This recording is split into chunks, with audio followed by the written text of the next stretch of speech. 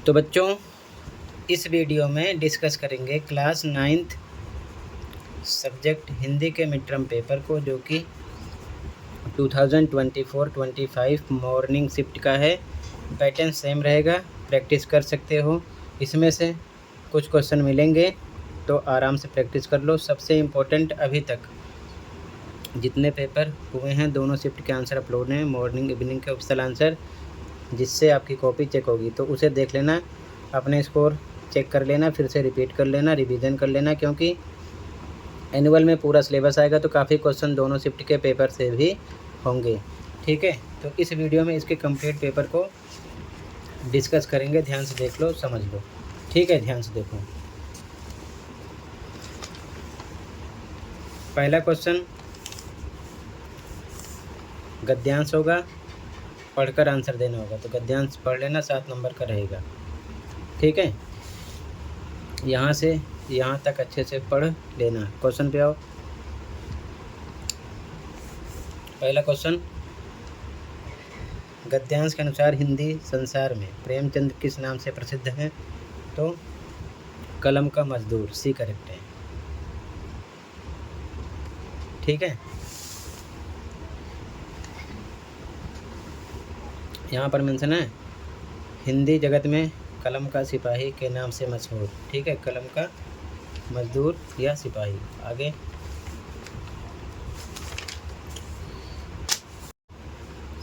अगला, हिंदी के अतिरिक्त प्रेमचंद ने अन्य किस भाषा में कहानियों की रचना की है? तो उर्दू। ठीक है, करेक्ट है। अभिकथन कारण वाला क्वेश्चन है। कथन, सोजे वतन पर अंग्रेजी सरकार ने रोक लगा दी। बिल्कुल सही। इस पुस्तक में प्रेमचंद ने अंग्रेजी सरकार की प्रशंसा की है। बिल्कुल गलत, तो ए लगाएंगे। ए सही है, आर गलत है। अगला, प्रेमचंद के कहानी संग्रह का नाम सोजे वतन का क्या अर्थ है? तो देश का दर्द। ठीक है, अगला, नाम बदलकर लिखने से प्रेमचंद को क्या फ़ायदा हुआ होगा? तो उनकी पुस्तकों पर रोक नहीं लगा। ठीक है ना, ये चीज़ ध्यान में रखना। अगला, काव्यांश है, ध्यान से पढ़ना, आंसर देना होगा। 7 नंबर का ये भी होगा। इसे आप अच्छे से पढ़ लेना। ठीक है, डायरेक्ट आ जाओ क्वेश्चन पर। ध्यान से इसे आप काव्यांश को अच्छे से पढ़ लेना। पहला क्वेश्चन है, दिल्ली ने रंगीन बहारों के रूप में किस तरह का समय देखा है? तो आंसर है सुख समृद्धि से भरा समय। ठीक है, अगला क्वेश्चन है, शक्तिशाली शासक भी यहाँ हार गए कविता की किस पंक्ति का आशय है? ठीक है, तो मैंने बलशाली राजाओं के ताज उतरते देखे हैं, ये इसका आंसर है। अभिकथन कारण वाला क्वेश्चन है, मेरी सुंदरता के आगे सब दुनिया पानी भरती थी। बिल्कुल सही। सारी दुनिया में दिल्ली के वैभव और समृद्धि की चर्चा होती है। बिल्कुल सही, यही कारण है, इसकी ये व्याख्या कर रहा है। ठीक है, तो यहाँ पर हम लगाएंगे सी। ए सही है, आर सही है। ठीक है, और आर ए की व्याख्या कर रहा है। अगला, दिल्ली को दोबारा किस शासक ने बसाया था? तो इसका आंसर है राजा अनंगपाल। ठीक है, अगला, मेरी शोभा के आगे तब नंदनवन भी शर्माया था, पंक्ति का अर्थ स्पष्ट कीजिए। तो आंसर है दिल्ली की सुंदरता अपनी सुंदरता के लिए विख्यात नंदनवन से भी अधिक है। ठीक है, इसका आंसर है। अब इसके बाद में यहाँ से अच्छे से पढ़ना, काफ़ी क्वेश्चन सेम हो सकते हैं। उपसर्ग प्रत्यय वाला ध्यान रखना, पा से प्रत्यय, तो ये पा से पीछे आता है, ध्यान रखना। उपसर्ग आगे होता है। ठीक है, ये चीज़ ध्यान में रखना। तो ये आपका 4 नंबर का होगा, कोई 4 करना होगा। ठीक है, अत्यधिक में उपसर्ग और मूल शब्द, तो इसको अगर हम तोड़ेंगे तो अति प्लस अधिक बनेगा। तो उपसर्ग आगे होता है, अति उपसर्ग हो गया, अधिक मूल शब्द हो गया। इसी प्रकार वैकल्पिक प्रत्यय और मूल शब्द, तो पीछे होगा प्रत्यय, तो वैकल्पिक इसका हम विच्छेद करेंगे तो विकल्प प्लस इक, तो ये मूल शब्द हो जाएगा और पीछे वाला प्रत्यय होगा, एक आएगा प्रत्यय में। ठीक है, अगला, आ उपसर्ग से एक नया शब्द, तो आ से स्टार्टिंग में लगता है उपसर्ग, बनाना 2 शब्द, अनादर अधर्म, कोई एक बनाना है, मैंने 2 लिखा है। अगला, दार प्रत्यय से एक शब्द, दार प्रत्यय तो पीछे आएगा, तो मज़ेदार समझदार, दार पीछे आना चाहिए। अगला, किसी शब्द के अंत में लगकर अर्थ बदलने वाले शब्द या शब्दांश को क्या कहते हैं? प्रत्यय कहते हैं। डेफिनेशन भी उपसर्ग प्रत्यय की पढ़ लेना, वो भी पूछ सकते हैं। ठीक है, अगला, समास पर आधारित 5 प्रश्नों में से 4 के आंसर देने हैं। राजदूत का समास विग्रह करके समास का नाम, तो समास विग्रह होगा राजा का दूत, समास का नाम होगा तत्पुरुष। महान है जो पुरुष, यहाँ पर विग्रह दिया है तो पूछे हैं कि समासित पद और समास, तो समासित पद बनेगा महापुरुष और समास कर्मधारय समास। अगला आजीवन पद में समास तो अव्ययी भाव समास। अगला उस समास का नाम लिखिए जिसमें दोनों पदों की प्रधानता होती है, द्वंद्व समास। देखो डेफिनेशन भी पूछे हैं। अगला द्विगु समास का एक उदाहरण, त्रिभुज या चतुर्भुज कोई एक, तो उदाहरण, विग्रह, डेफिनेशन या फिर कुछ भी आपसे पूछ सकते हैं। आप अच्छे से पढ़ना, समास 6 होते हैं, ठीक है, ध्यान से पढ़ लेना अच्छे से इनको, ठीक है। आगे आ जाओ अगले क्वेश्चन पे। अब यहाँ पर अगला क्वेश्चन आपका होगा अर्थ की दृष्टि से वाक्य भेद, ठीक है, अच्छे से पढ़ना। 4 नंबर का होगा, 4 करने होंगे 5 में से। दोनों बैलों का ऐसा अपमान कभी ना हुआ, ना नहीं आ जाए, तो यहाँ पर करें अर्थ के आधार पर वाक्य भेद, तो निषेधवाचक होगा। क्या निषेधवाचक अगर ना या नहीं आ गया तो, ठीक है। ईश्वर तुम्हें लंबी आयु दे, तो यहाँ पर इच्छावाचक है, ठीक है, अर्थ के आधार पर। शायद पानी पटना के गोल घर तक पहुँच चुका है, तो संदेहवाचक है, शायद आ गया ना। अगला तुमने व्यायाम कर लिया, प्रश्नवाचक बनाना है, तो क्या तुमने व्यायाम कर लिया, क्वेश्चन मार्क लगाओ, प्रश्नवाचक में क्वेश्चन मार्क लगता है।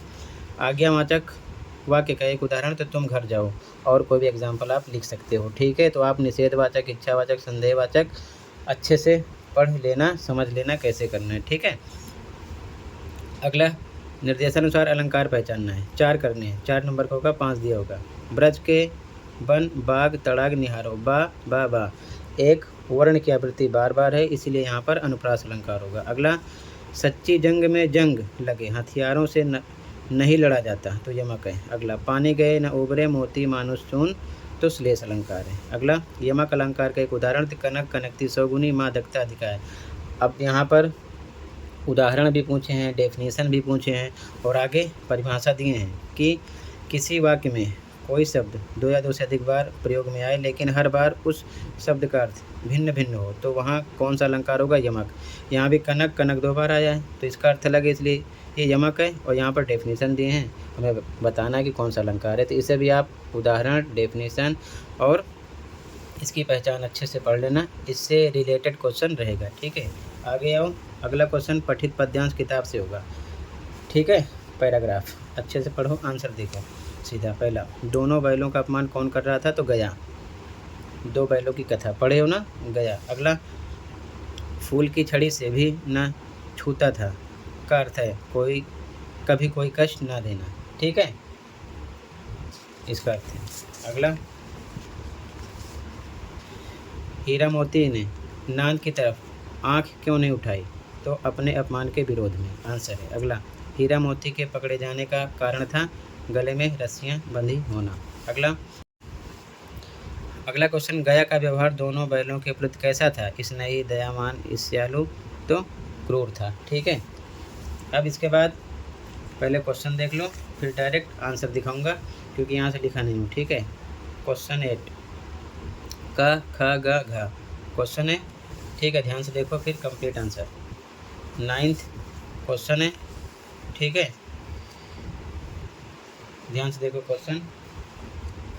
पहले 9th का यहाँ पर आपको अपठित पद्यांश पढ़ना है, ठीक है, पठित पद्यांश के हिसाब से आपको आंसर देना है, ठीक है। तो पहले इसका आंसर देख लो, 8वें में का ख ग घ का आंसर, 8वें का आंसर देख लो पहले, ठीक है। 8वें में का आंसर, ये खा का आंसर है, ये गा का आंसर है, और ये घा का आंसर है। 8वां कंप्लीट हुआ, ठीक है। आगे देखो, इनके आंसर हो गए हैं, ठीक है, का खा गा घा के आंसर, ठीक है। अब आगे देखो क्वेश्चन 9, ध्यान से इसे पढ़ लेना, बुक से होगा ये। पहला क्वेश्चन, कवित्री का सीधी राह से ना जाने का अर्थ है, क्या अर्थ है, छल कपट के रास्ते पर ना चलना, ठीक है। अगला, सुषुम सेतु का संबंध किस विषय से होता है, तो हठ योग से, ठीक है। अगला, पद्यांश में माझी कौन है, तो कौन है, ईश्वर, ठीक है। अगला, पद्यांश के अनुसार कवियत्री किस तरह के भाव का अनुभव कर रही है, पछतावा। अगला, जेब टटोली कौड़ी न पाई का क्या अर्थ है? अच्छे कर्म का अभाव। ठीक है। अब इसके बाद में फिर से क्वेश्चन 10 का खा गा घा 25 से 30 शब्दों में आंसर देना है। क्वेश्चन देख लो, आंसर यहाँ से देखो, पहले क्वेश्चन यहाँ से देख लो ध्यान से। ठीक है,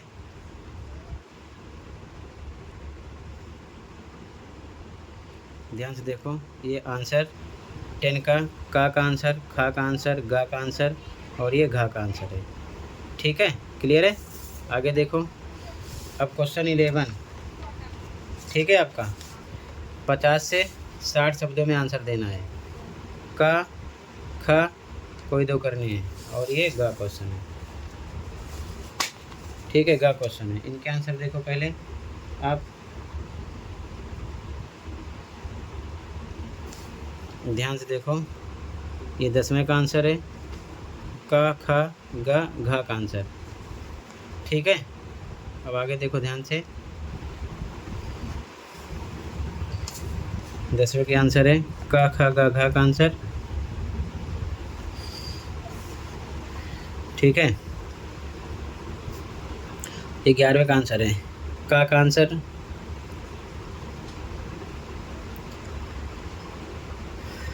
खा का आंसर।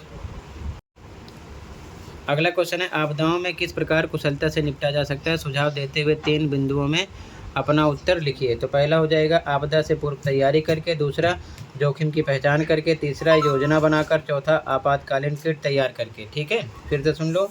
आपदाओं से पूर्व तैयारी करके, जोखिम की पहचान करके, दूसरा, तीसरा योजना बनाकर, चौथा आपातकालीन किट तैयार करके। ठीक है, इसका आंसर हो जाएगा। अब इसके बाद में अगला क्वेश्चन जो है आपका, इसमें 120 शब्दों में अनुच्छेद लिखना है। 6 नंबर का होगा। तो सच्चा मित्र, मोबाइल फ़ोन का बढ़ता प्रभाव, विद्यालय का वार्षिक उत्सव।